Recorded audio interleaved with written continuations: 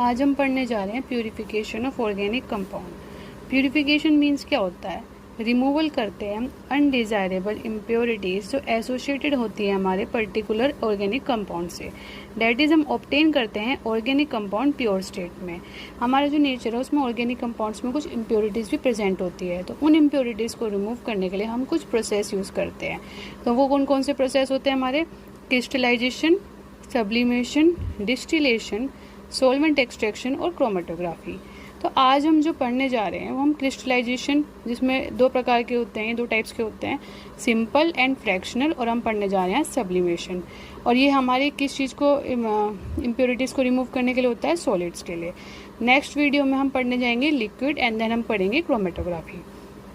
Simple crystallisation के nodes हैं, मैं आपको सिंपल बता देती हूँ। जो सिंपल क्रिस्टलाइजेशन में, इसमें हम एक प्रोसेस करते हैं जिसमें हम जो सॉलिड है ना उसे हम एक लिक्विड एक सॉल्वेंट में मिक्स करेंगे।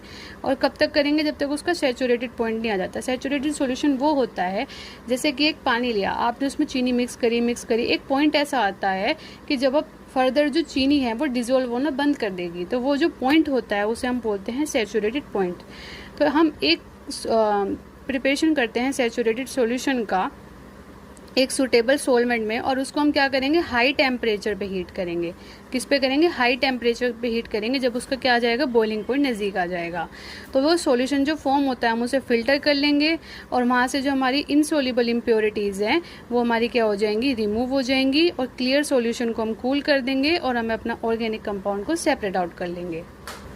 और इसके एग्जाम्पल क्या होते हैं? जो शुगर हम मिक्स करते हैं कॉमन सॉल्ट में, वो प्यूरिफाई करते हैं इथेनॉल से, और थैलिक एसिड मिक्स करते हैं हम नेप्थलीन में, ये भी प्योरीफाइड करते हैं हम हॉट वाटर से। तो हमें हर चीज़ के ना एग्जाम्पल जरूरी होते हैं, क्योंकि एग्जाम्पल यही आते हैं, क्वेश्चन यही आते हैं एग्जाम में कि ये वाला जो sugar mix with common salt किस प्रोसेस के द्वारा प्योरीफाई होता है। तो किसके द्वारा होता है? हमारा सिंपल क्रिस्टलाइजेशन के द्वारा।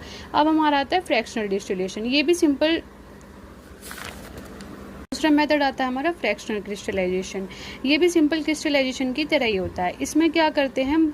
जो सोल्यूबल करते हैं दो कंपाउंड्स को जो सोल्यूबल होते हैं किसमें? सेम सॉल्वेंट में। मतलब हम एक कंपाउंड लेंगे और वो दोनों जो कंपाउंड होते हैं वो सेम सॉल्वेंट में सोल्यूबल होते हैं, और उनकी जो सोल्यूबिलिटीज़ होती हैं वो डिफरेंट होती है।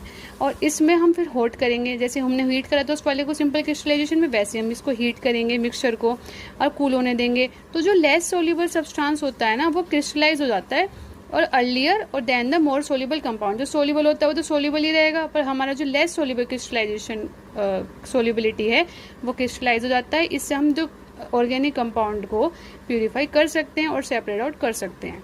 थर्ड है एक सब्लिमेशन।